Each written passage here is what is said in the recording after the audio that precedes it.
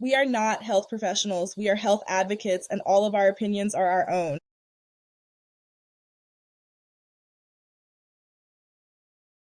I'm here for all the questions.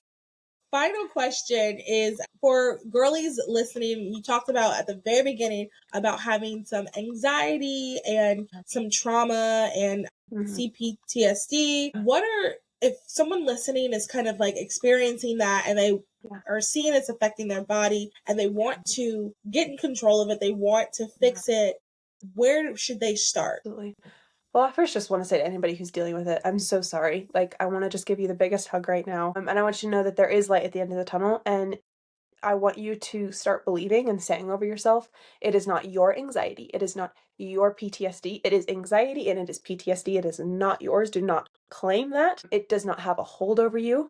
It is not something you are going to have forever. Just because you have a very traumatic event that happened in your life does not mean it gets to rule your life. Having that mindset change is going to change everything for you. But I would say invest in a really, really good therapist. I would say for people who are dealing with anything related to PTSD, talk therapy isn't going to do it for you. I used EMDR and essential emotions to actually fix it because I'll get a little sciencey here again. Our brains creates neural pathways when there's trauma.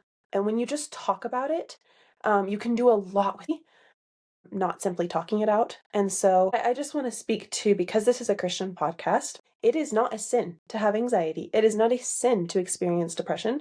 They are very, very normal things to experience. If you are somebody who's experienced trauma and are dealing with PTSD, CPTSD, or even just remnants of very traumatic situations or hard things growing up, you're not broken.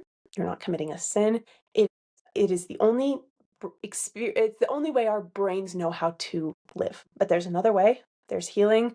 I would recommend reaching out to find a local EMDR therapist if you can, or ask a therapist or counselor if they know somebody. I do something called essential emotions, which helps with that chemical neurons in our brain, where it actually changes the pathways. And we can talk about this more if you'd like, Mel, but it literally changes the way that your brain thinks. So if our brain knows trauma and it knows this is danger and this is how we react, talk therapy is only really going to set that in deeper into our brains. But when you rewire those neural pathways, when you learn new ways through whatever source you're using, it actually says, hey, here's how we've responded and here's how we're going to respond differently, because emotions are our brain's way of saying, hey, we don't feel safe anymore. We've got to change something. And so that's what I would say to anybody experiencing that is you're not broken.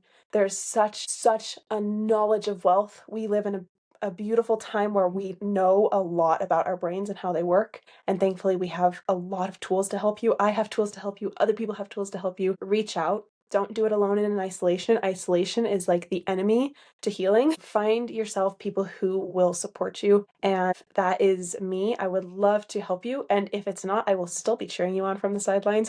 And if you just want to talk to somebody, I'm always here. I love to just hear people's stories and again, just be a cheerleader for you if I am not a good fit for you. So yeah, that's what I would say to anybody experiencing that. But also get outside and get off your phones. Delete Instagram. If you're experiencing anxiety, you'd be really amazed at what getting off Instagram can do. Yeah, I can imagine. I did. I did it. November was a very high anxiety month, and I deleted Instagram, and it was the best thing I've ever done. And Yeah. Don't become so addicted to your phone that you can't live without it, because it's not the best place for our mental health. And so if you're dealing with something like anxiety or depression, get off your phone and go outside. And also check your vitamin D levels because they might be low. Thank you for watching this clip of Those Are the Girls with Mallory and Friends. You can watch the full episode here on YouTube or wherever you listen to podcasts.